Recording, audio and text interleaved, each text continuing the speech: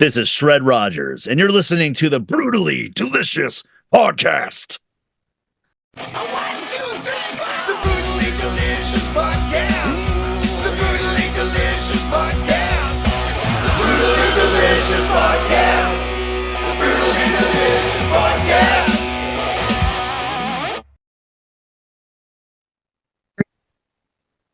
Hello. Hey, Bruce, how's it going, sir? How are you, my friend? Good. Where are you located?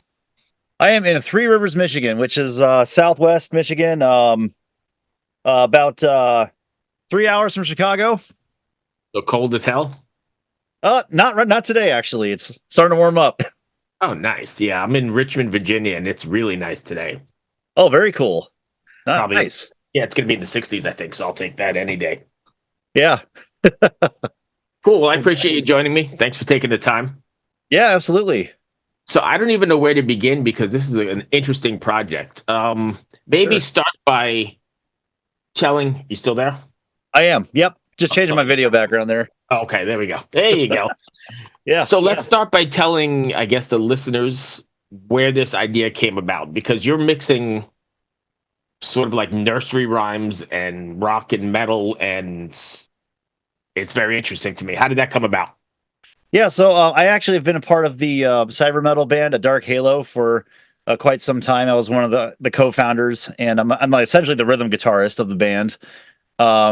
We started in 2004, and then we were on hiatus, I'd say around like 2006.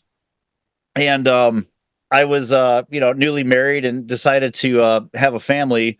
For us, the family option really became like we couldn't have any children biologically, so we started to foster children. And as the years have gone on, I've now adopted my 3 boys. And during that time, however, I still listen to metal. I still have a passion for it. I started messing around one day with my son, my oldest son now, when he was really little. I was just kind of jamming the wheels on the bus, go round and round, and I started just doing the death voice, Right. And I thought, I'm kind of a quirky guy, and I love metal, and I'm like, why don't there might be something here with that. So as the years have gone on, I released a demo of Wheels on the Bus. I ended up recording something with the little bit that I had at the time. On the top of my head, I can't remember how many years ago that was now, but I put the demo up on YouTube as Daddy Death Metal. That was the name I first gave myself. Nice. And it was like one day I looked at it about 4 years ago, and it was like 50-something thousand views, and I didn't do anything. And I'm like, oh my gosh. So, yep. So fast forward now. And last year in August, A Dark Halo, we got back together in 2018, and last year in August we released our second album. And since I have a home studio now, I decided I'm going to make a solo project, and it's going to be the reimagined kids music. But then as the years have gone on too, Bruce, I have occasionally been called to make inspirational songs for people in my life that maybe someone has passed away, and I want to make something in their honor. Or I had an old boss that got a new job that was like more for like fitting her heart, so I made a song for her. So these other instrumentals were being created that still kind of came from that place of love. Right. And so those combined with the reimagined kids songs have now made up my first album as Shred Rogers. And what's been the response to it so far? Well, I released a few singles, and the one that really is catching some interest is Baba Black Sheep. I released that one last year. It's been very exciting, but I still feel like I'm very much in the beginning of this. Right. So what's and forgive me here because I don't really know, what's the market? Is it metalheads? Is it metalhead parents? Is it parents in general? What's your target market? Everybody. But I think, yeah, because I want to I want the parents of parents that are metalheads that want to find something that they know they can give to their children to listen to that's just as brutal and heavy as like Morbid Angel and Dimmu Borgir, but doesn't come from a place of anger or hatred or evil. So like, they can feel good about, hey, I'm going to throw on Baba Black Sheep and it's just as insane sounding. Right. But I don't have to worry about, there being, something that maybe they wouldn't feel comfortable with their Sure. kids to hear, Right. but also just for people that want to have something quirky and silly. Like there was a group Baby Metal that came out years ago that I was really into. I mean, that's just Still weird. around. Yeah. They are still around, yes. But I loved that too. It's like it's so quirky and odd and it's cool. So Also, as I'm just thinking here as you're talking, it sort of is a, I don't know, I hate to say gateway, but an introduction to the heavier stuff when they get older, right? Because it's not going to be Correct. so surprising if somebody throws on a Slayer record or a Whitechapel record or something, right? right. Yes, because I also think that it's important for kids and adults that are dealing with a lot of, like, let's say, mental illness or struggles, to know that like this music is out here that you can connect to and listen to, but also maybe you yourself could learn how to play and do it too, and there's really no limit. Right. And like let's say somebody comes across my music and they're like, wow, this sounds really heavy, but I'm kind of curious to hear more. um I want this to like open the dialogue for people to be okay eventually with even discovering those other bands like Slayer and stuff. And really, because a lot of you probably know this, but when you really take a deep dive in these bands' works, you realize they might have this image, they might have this show, and they might really be coming from a dark place when they're trying to channel their negativity out. Right. But most of the time, they're just like us, like people that want the world to be a better place. And you hit that right on the head, right? I've been championing that for a long time on this show. And I think you hit it, you sort of roundabout hit it. It's cathartic, right? No matter what. Probably your Baba Black Sheep is just as cathartic as, World Painted Blood by Slayer. It's that heaviness, that aggression that helps you, or me and many of the listeners I've talked to and artists, channel that aggression into a more positive place. Does that make sense? Yes, absolutely. Yeah, so I think you're right. I mean, it's super cathartic both for the listener and the artist. Right. Excellent. What do you have planned next? Do you have like a list of more you're doing, or are you going to stick with these three for the moment? Oh yeah. Actually, as of right now, my album's complete. I released I started releasing Shred Rogers music in I think it was late 2022. My first single, Alive, came out, and that was an instrumental original. Mainly it was like a big, FU to the pandemic, and like, Right. I survived this, I'm alive. So it's kind of in the vein of like Megadeth and Metallica instrumentals. Mhm. But I released that, Baba Black Sheep, Wheels on the Bus, and then I have another personal song called Jib that I released, which I wrote that to deal with the grief of a lost loved one, a friend of mine named Jib that died some years back. I made it for his family originally as something to have for whenever they miss him. But then that's now become part of the album. But the album is called The Circle, and it's going to be coming out on April 5th, and there's 11 tracks. So the next step is actually next week. I'm going to start really pushing to have like, information put out about the album coming out, about what I'm about. And on February 23rd, I'm doing a YouTube Q&A, and I'm going to be unveiling myself in the makeup for the first time, because there's going to be the visual component to this. That's great. So I don't know if this is a thing, but is this going to be is there like a live thing coming up in the near future? Does Nothing this planned. transition to the stage? Nothing planned concretely, but I would love to. Yes, I already have a comic book idea in the work, and also I'll be working on video playthroughs, and then I have something called Shred Talks that I'm going to be doing, where I talk about, give like positive information, like it's almost like, I mean, I'll be honest, my name is derived somewhat from Mr. Rogers, Fred Rogers, only by spirit. I want to like be a positive role model in this world of heaviness. So Yeah, I mean, I give you credit. That's something everybody needs, right? Not even just in heaviness, just a positive person in this crazy world we live in. right. And you're bringing up kids now. I mean, mine are old and out, but still the same thing. I mean, you definitely bring a little bit of the positivity because they see negative crap all day long at work or at school or wherever they are. Right. Yeah. And I'm also a guitar teacher currently. So I have two students that are in their mid to late teens. So even those guys, I've been mentoring, and they're seeing what I'm doing with this project as an influence. So, What do your kids think? Are they all on board, or are they like, Dad, what the heck are you doing?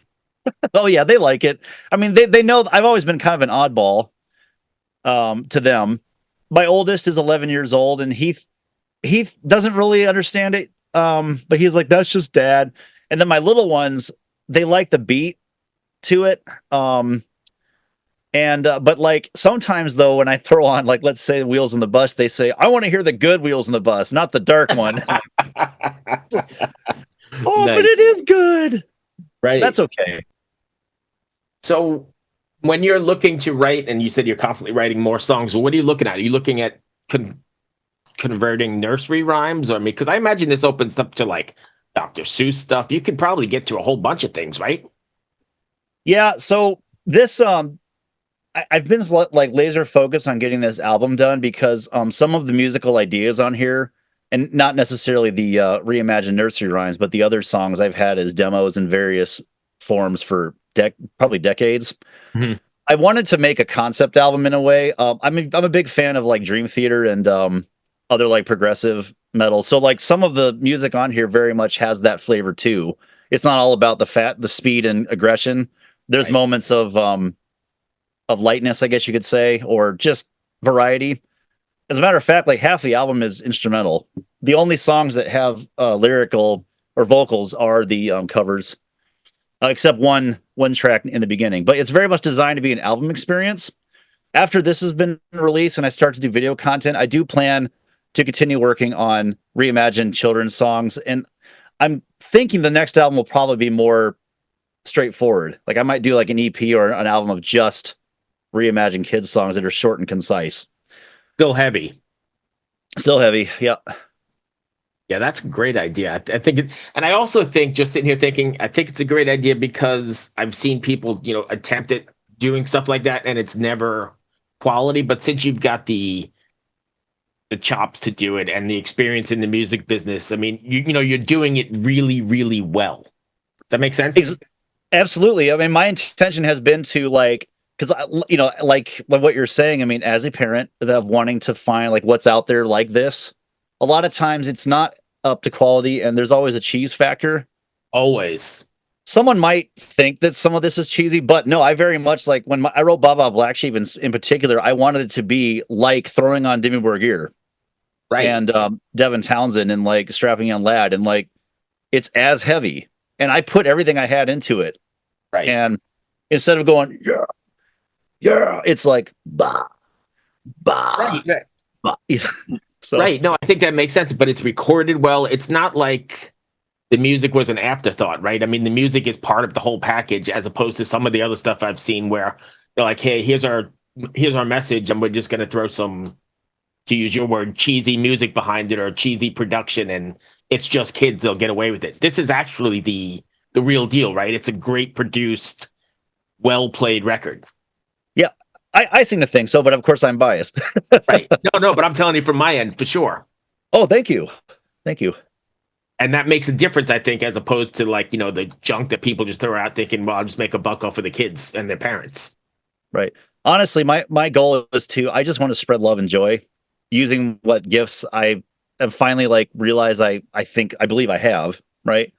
That's number one. If I can make a living off of it somehow, that's great. But I have other jobs. You have a full-time job, if you will, besides this. So I don't know that many people make full-time jobs out of music anymore anyway. It's pretty Right. difficult out there. It's Right. not the 80s and the 90s anymore. This is like a whole new world. right. And I talk to bands all day long, doing this podcast, and bigger bands, and they're all doing something on the side to try and supplement because touring sucks and nobody buys records. Right. Mm-hmm. So yeah, I mean, I don't think you can disqualify what you're doing because it's only part-time, because I think everybody's sort of in this part-time. Right. For the That makes passion. sense. Yeah. Yeah, I mean, including myself. I mean, I don't, I'm not paying my mortgage on this thing. I do it because I love it. I like talking to people. I like metal. spreading the word and whatever. And I too have a full-time job, and you just do what you do. And if Right. it takes off, amazing. If it doesn't, I'm still having a blast doing it. Oh yeah, absolutely. There was a quote that I read years ago, you know, I want to leave the world better than I found it, and that's very much like a core belief now and how I try to live. Sweet. If so, what's next for you then? You're gonna do the Q&A on the 23rd, you said?